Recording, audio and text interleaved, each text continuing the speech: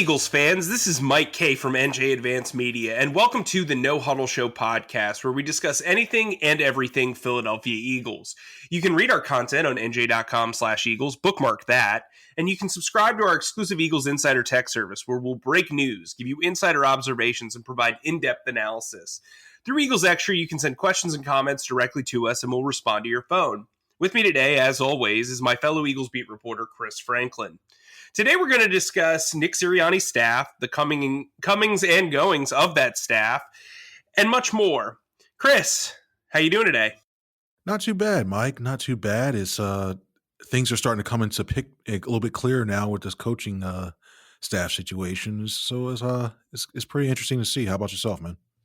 Well, other than having a cold, which is definitely a cold, I'm doing all right. I'm feeling a little bit better today. Yesterday, it was tiring, but so if my voice is a little hoarse, that's why. But I think, and I don't mean to pat us on the back a little bit, but I think that we got a lot of stuff going through the pipeline, content-wise, on this Sirianni coaching search and coaching hire, and I think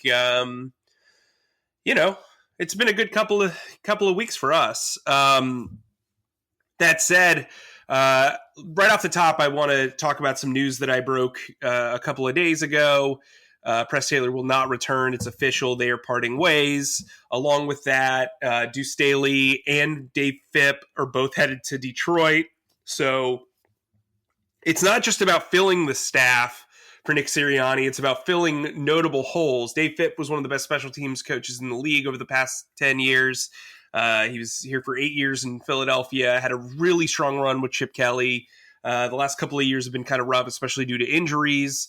I think it was good for him to get a change of scenery. Deuce Staley obviously got passed over for the head coaching job. He'd been passed over for promotions in the past. You wrote a terrific article the other day, a column the other day, about the lack of diversity on this coaching staff and the lack of diversity on the Eagles, leadership group over the last 20-something years. Can you kind of go into how you've kind of felt once you found out? We've already talked about Deuce getting passed over, but just in general, as you've seen Jonathan Gannon get the defensive coordinator job, Shane Steichen get the offensive coordinator job, and then Kevin Patullo getting the passing game coordinator job. All of those coaches are white. Nick Sirianni is obviously white. They all know each other. They've all worked together. So what's your thought process on the hiring process of the coaching staff? I think there were some different avenues that the team could have gone, and I think that the choices that they made, they could all wind up working out perfectly. But when you look at the Gannon hire, the issue I had with was all of a sudden it just seems like, okay, we need to find somebody to fulfill the Rooney Rule. Let's just go ahead and throw Chris Harris's name in there, and the next thing you know, a few hours later, oh yeah, Gannon's going to sign with the Eagles. Okay. And then later on, when it came to the Steichen hire to become the offensive coordinator, I think Pep Hamilton should receive a lot of the credit for the person being able to help out Justin Herbert, the quarterback for the Los Angeles Chargers, and they instead hired the other guy. And there are a lot of guys out there that definitely should be able to go ahead and fill one of these holes. I mean, head coaching, and I've heard the argument saying that, well, you had Andy Reid. There's been 23 years since the Eagles have had a black head coach, black offensive coordinator, or black defensive coordinator. And the argument that I keep hearing is, well, Andy Reid took up a lot of that time, which granted for the head coaching spot. But for the coordinator positions, it's just there's been a lot of talent that's been available. I mean, and it's just been bypassed. I mean, I mentioned Pep Hamilton earlier. What about Byron Leftwich? I mean, everybody keeps talking about it, and they'll go, oh, well, Brady ran the offense. Well, who's the person that will go ahead and scheme and stuff and make sure everything was all right? There's so many names that have been out there that have just, it seems like, been brought in just to say, okay, we got to satisfy this one rule. And I think there's a lot of coaching talent that doesn't get a chance in this. And I think the Eagles, it's a league-wide problem, but I think the Eagles had an opportunity to go ahead and rectify the problem, especially I'd probably say office coordinator-wise, and it didn't happen. And it's disappointing. And I'm by no means saying that the Eagles are racist at all. They're not. I think when it comes to the social justice, issue, the team has done a lot, and they've been one of the forefront. They're one of the more progressive franchises out there. I'm just disappointed in the fact that you spent 23 years and nothing has changed in that aspect. That's where I'm coming from with that article. And it was, and for each year that each one of them, this coaching staff is still there, it's more likely just adding another year and another year and another year that we won't see a change. And something has to be done at the league level and hopefully in the local level here with the team. Something just has to be changed. And I think to your point too, they've not only hired an offensive coordinator, but a passing game coordinator. We haven't seen a running game coordinator announced. Maybe Jeff Stoutland keeps that role. He's going to be retained as the offensive line coach, reportedly. I think this is a situation that the Eagles really, they are a very forward-thinking and progressive organization. We've seen what they've done in their front office. They have a lot of females, a lot of minorities in that front office. The issue is when you're moving on from somebody like Deuce Staley, who is very relatable to players, who has made a lot of headway with players, and it's already a young locker room that is full of a lot of black athletes, you do run the risk of having a bunch of guys in charge who don't look like they're players. And I think that for just in general, from a relatability standpoint, could be a problem. It's been a while since this team has really gone through a youth movement. It's been a really long time since this team has dealt with this young of a roster as they're going to have this offseason. And while Jason Kelsey and Brandon Graham and some of the other veterans might still be around, you're largely bringing in a bunch of young, mostly African-American faces, black faces that are really going to be the stewards of your franchise for the coming years, or you hope will be. And I think it's very important for guys to feel like they're seen and feel like they're heard. And that comes from a relatability standpoint. So I think you're completely on the ball there. Not even just talking opportunity, but talking about the makeup of a team and the chemistry of a team and the chemistry of a locker room. They will reportedly bring in Tracy Rocker as a defensive line coach who would replace Matt Burke, who did a terrific job last year. Matt Burke could still be retained. Remember, he's got a background as a linebackers coach. Maybe that's where they ended up moving him. He'd also be an asset because he'd be the only guy with defensive coordinator experience on the roster. I've been told that they have made calls regarding some younger African-American assistants.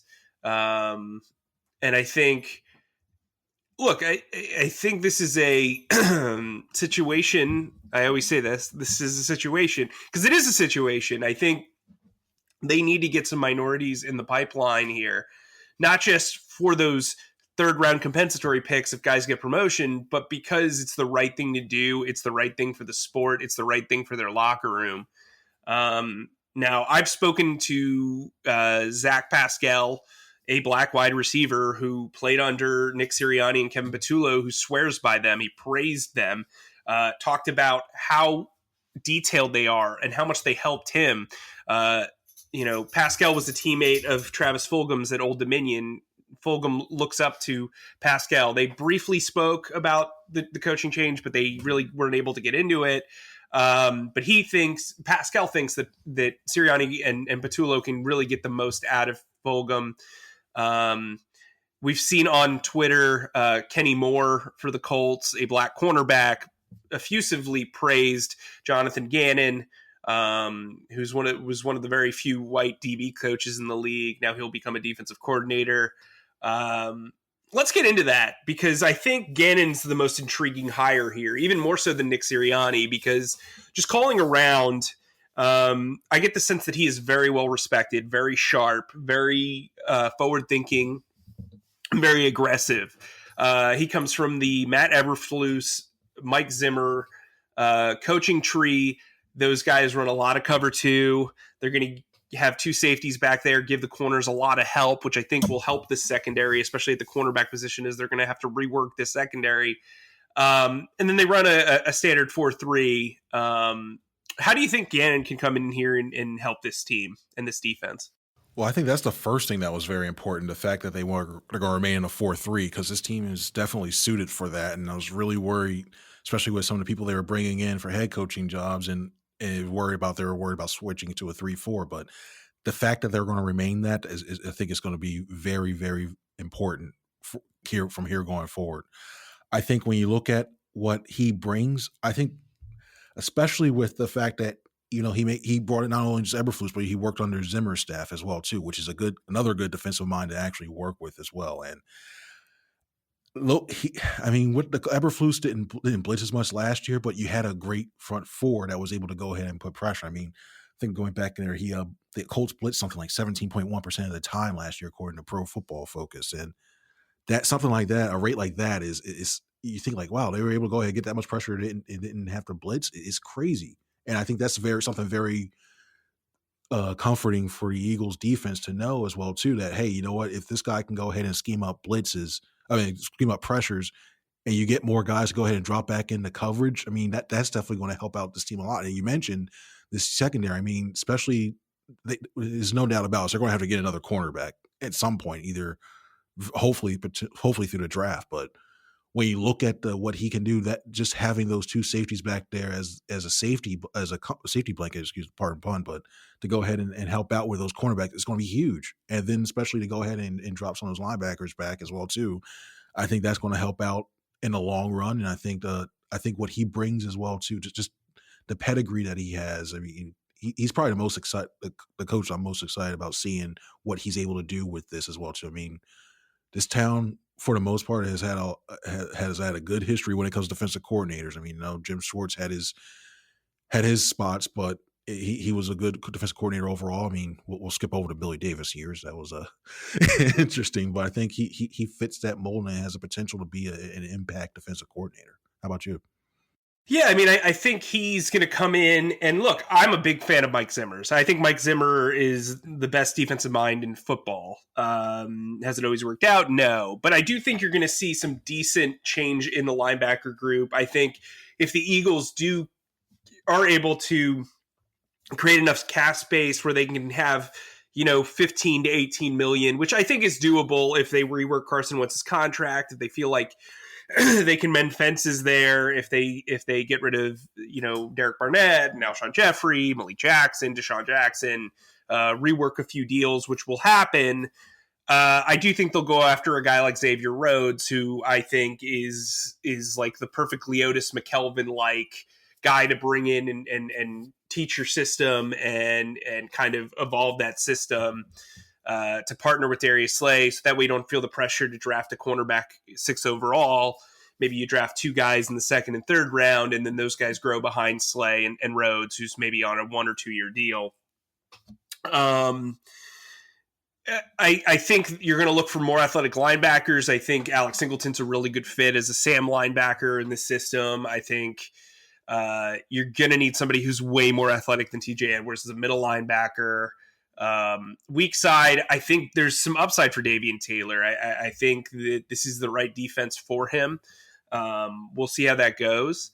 And then I think you look at the defensive line. I think they're perfect for this system. As an executive told me, nobody runs a cover 2 exclusively because you have to have really good pass rushers. Well, the Eagles have really good pass rushers. And I think a front of Brandon Graham, Josh Sweat, Javon Hargrave, and Fletcher Cox is really appealing. I think you still need to draft a defensive end relatively early as the 2nd round. And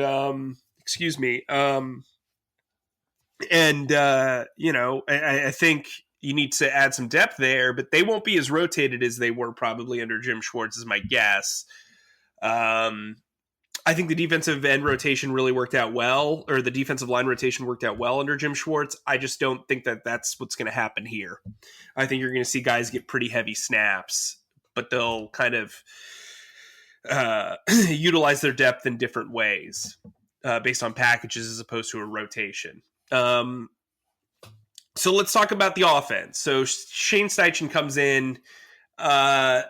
You see a lot of window dressing of how good he did with Justin Herbert, but overall, his first season as a play caller wasn't terrific. We don't know who's going to call the plays. Chances are it's going to be Nick Sirianni, so it'll just be Steichen doing play design. And then you've got Kevin Patullo, who my understanding is he was the passing game coordinator for the Colts after working as a wide receivers coach for his first 2 years there. He's a guy who kind of helps match up based on defense. So he's going to focus on the defensive looks and how you craft plays for certain defensive looks. So he'll study the competition and see where they have flaws in their passing game, which I think is interesting. I mean, I don't know how much Press Taylor did that while he was here, but having that role is kind of interesting. Patullo's a former college quarterback. He played at USF. He's got experience as both an NFL quarterbacks coach and an NFL wide receivers coach, so he understands how to bridge the gap between those two positions, which seemed to have like a major divide last season between Carson Wentz and his wide receivers. So that may be a really smart play. The Eagles brass was very big on Sirianni's coaching staff suggestions. I was told that several times before he was hired. So what do you think of the offensive unit for as far as the coaching staff is concerned? Well, I think when it comes to I think looking at what it projects to possibly happen, I think a lot of people are going to be happy that there'll be a lot of more screen passes that'll be thrown. I think they're going to run the ball and be a little bit more balanced. I think when you look at the rate of play action passes that Steichen ran and the Chargers ran, I think they were among Herbert was among the top four quarterbacks that went ahead and had completion centers running off the play action. And I think when you have a guy like Miles Sanders, who at times was underused last year because of the pass streaks and team falling behind and stuff like that. But when you look at you have a guy like that in your backfield, you can go ahead and you use him more. I mean, you think you have more potential for more big plays to be used. And I think that especially with this team getting its offensive line back pretty much intact, if you still have that question over at left tackle who's going to start. But for the most part, having these athletic guys being able to go out in space and block, I think that's just going to be nothing but good when it comes there. And that whole entire thing of going ahead and running the ball, I think will lessen the pressure or whoever's the quarterback, whether it be Wentz or Hurts. And I think if you go ahead and continue to go ahead and give that run game, only good things will come out of that. And it's going to the one thing I want to see is if it is Sirianni going ahead and will be calling the plays, will he stick with that run game? And even when things aren't going 4 or 5 yards run, if it go against a team with 2-3 yards and a pop and there's nothing really going, will he go ahead and be disciplined enough to stay with that to open up other things down the field? Because I think Rager can go ahead and bounce back, especially off of play action, if he goes ahead and works a little bit well of beating press coverage. Same with Fulgham as well too. If those guys are able to go ahead and work this offseason on beating that press coverage and finding ways to get open with that play action, I think they can have they can go ahead and bounce back and have really, really good years. Yeah. So let's talk about what other positions they have to fill. So right now there's no quarterbacks coach. There's no running backs coach, at least that have been announced. Justin Peele left for the Atlanta Falcons this past weekend. So there's no tight end coach. Jeff Stoutland's staying. So the offensive line is there. Defensive line, Tracy Rocker's reportedly going to be the guy. There's no linebackers coach. Marquand Manuel hasn't been dismissed as far as we know. Neither is wide receivers coach Aaron Moorhead. Safeties coach Tim Houck is still around, but he could go somewhere else. I don't know. And then special teams, obviously, Dave Phipps gone. So there's quite a bit of turnaround on this staff. The two guys that I would have kept, are definitely, I would have kept. Sorry, an email just distracted me. I'm like a puppy dog. I would have kept Stoutland and Moorhead, and those guys seem to still be there. We'll see if Steichen or Patullo double up on jobs: passing game coordinator / wide receivers coach, passing game coordinator / quarterbacks coach, offensive coordinator / wide receivers coach, offensive coordinator / quarterbacks coach. Are there any names out there that you'd like to see for any of those positions that you think would fit or be just maybe a different voice in there that isn't connected to them? I think when you look at what's out there, I mean, I really there's nobody I really see. I wouldn't mind them going to reaching to the college level. I wouldn't mind going, especially the way that the teams are finding to go ahead and basically utilizing their wide receiver, their tight ends as pretty much wide receivers and everything. I don't have a specific name, but I wouldn't be adverse for the team go ahead and trying to find that next coach to go ahead down to college level, because the way that I think the appeal loss is going to be really, really bigger than I think people imagine. I mean, look, the job that he did with Zach Ertz and with Dallas Goedert in this offense, I think it was huge. And to lose a guy like that to go ahead and develop it, who knows how to run the routes, who knows how to fake it, like doing delays and not only and blocking, losing a guy like that is going to be huge. And this team has to. I think the team's going to have to think a little bit outside the box when it comes to finding these guys. I mean, Ole Miss with the job they did down in Kenny Yeboah, I think that was the job that they did with that. I think it was good. And I don't have specific names. I'll probably have to go back and look at that, but I think they should. I wouldn't mind this team looking at the collegiate level to go ahead and fill a couple of those positions. Yeah, I agree. I think going to the college level, especially for position coaches, is smart. Especially if those guys have offensive or defensive coordinator experience at the college level, you can get some guys that you can kind of groom, especially because Gannon is a guy who's seen as a future head coach. You want to be able to backlog some good coaching minds, and having play calling experience, even at the college level, is a benefit. For me, I'd look into some experience. I think Jim Caldwell is beyond taking a quarterback's coach job at this point. He's interviewing for the Houston Texans head coaching job. He's getting consideration. But I think somebody like Pep Hamilton, who's interviewing for a couple of offensive coordinator jobs, if those fall through, I think he did such a great job with Justin Herbert that I don't know how that would not be appealing. Very smart coach. Puts him in the kind of pipeline to maybe get future advancement down the road. I think Mike McCoy makes a lot of sense. This is a very young coaching staff, and I think having a former head coach on the payroll would be very helpful. McCoy was Sirianni's first boss with the Chargers. He's got a very heavy, resume when it comes to being an offensive coordinator and working with quarterbacks. I think that makes a lot of sense. As some of you might know, I spoke with Todd Haley earlier this week, getting a lot of information on Nick Sirianni. I got the vibe that he's really happy where he is, being in Florida with his kids. So, I think adding experience, a former head coach at some level of this coaching staff is very important. Or even like a very long time defensive coordinator, someone like a George Edwards, who's a senior consultant senior staff member for the Cowboys. If they put him at linebackers coach, I think that would be helpful. He worked with Gannon in Minnesota for several years. So that's kind of where I'm coming from. I would go the experience route, at least somewhere on this staff. I think having a head coach to be a position coach / assistant head coach would be vital and helpful to this regime. This is probably one of the younger first-time coaching staffs I've ever seen. They have a combined 1 year of play calling experience at the NFL level, and that's all from Shane Steichen, who got it last year and wasn't particularly great at it. So that's where I'm at. For our final thoughts, who's the guy that you think on the roster benefited the most from these initial coaching hires, and who's the guy who benefited the least, you think? I can just go to one position. That's the quarterback position. I think it was Carson Wentz.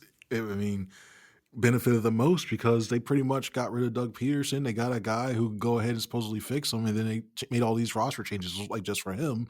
And the person that doesn't benefit the most is Jalen Hurts, because now it was like the team went ahead and changed everything for Wentz, and to make sure he was comfortable, go ahead and get everything that was right to go ahead and make him the best quarterback that he can be and fix him. And then they just said, okay, Jalen Hurts, all right, yeah, you could be the backup, or we'll look to move you, or we'll keep you as development guy. I mean, that's the way it looks like from the outside of me, and I'm not sure if that was the right way to go about it. I mean, and it's given, like, I thought that the team could have kept Wentz and Peterson even if it was fractured, but if they decided to go with Wentz, okay, he did that. But if you had to go ahead and change a whole entire coaching staff just to go ahead and make sure that it fitted him, then you start getting to other conversations. Things are a little bit more concerning. But I think he was the guy. I think he's the one that's benefited the most out of everybody. And you look, if I'm Jalen Hurts, I'm looking like, what did I do? Like, I tried to do the best I can. Like, you put me in a situation, you drafted me in the second round, and now I'm just sitting here. So you're looking like, what's going on? That's the part I think he benefited the most. And I'm sorry, I just remember too, the tight ends coach, Joe John Finley. That's the guy from Ole Miss. That's the guy I thought should be. So who's the guy that benefited the least from this? Oh, Jalen Hurts. Okay. Oh, Jalen Hurts, definitely, for sure. I mean, who do you think benefited? I think Jalen Reagor. If you've seen what the passing game has done with Michael Pittman, with T.Y. Hilton, with the overall quarterback. Look, they've had 3 different quarterbacks in 3 different years, and they've put up pretty good numbers with all 3 of them. The wide receivers, well, T.Y. Hilton's numbers have dipped. I mean, he's also getting older. He's a smaller wide receiver. But I think when you look at what Jalen Reagor can do, I think there's a lot of T.Y. Hilton to him. I think that benefits him. I think Travis Fulgham compares pretty well to Michael Pittman. And I think just the focus on wide receiver is a very big deal for the Eagles and for that position group. And obviously, as you said, Carson Wentz, the quarterback. So I would say that the guy that benefited the most is probably Jalen Reagor. The guy who probably benefited the least from these coaching changes is Miles Sanders. You're looking at a system now where you've lost your running backs coach, you've lost your head coach. They really bought in hard to Miles Sanders, and coming off of injuries, coming off of what he dealt with. Look, the Colts ran the ball relatively well last year. Jonathan Taylor had a pretty great rookie season, but there's going to be more of a rotation again, and I think that they're going to look for a bit of a bigger back. I think they're going to look for a running back relatively early.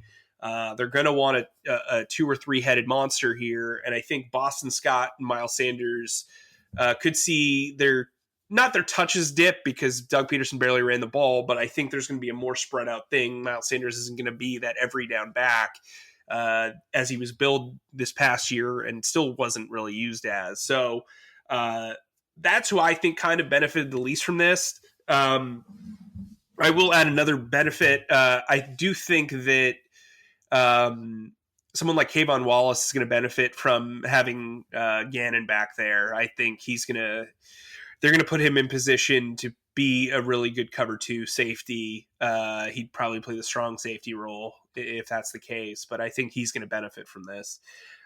So just remember, you can sign up for Eagles Extra at NJ.com/text. We're doing weekly Q&As on Fridays at noon. They're an hour long. They're exclusive, and you can ask as many questions as you want. Remember, just go to NJ.com/text and sign up. 14 days free. You can kind of feel around for what we do and then, make your choice from there. After that, it's only $4.99 a month. So for the price of a cup of coffee and a little bit more, you get to chill with us, send us text messages. We'll answer your questions, and you'll get breaking news sent straight to your phone. People on Eagles Extra, members of Eagles Extra, found out about Press Taylor way before anybody else. They found out about some exclusive stuff on Nick Sirianni before anybody else. So we're cooking up the content for you. And then remember, you can download the No Huddle Show podcast wherever podcasts are available. We wanted to make this a little bit longer because we know our initial emergency podcast is a little bit shorter. But for Chris, I'm Mike. We'll talk to you soon.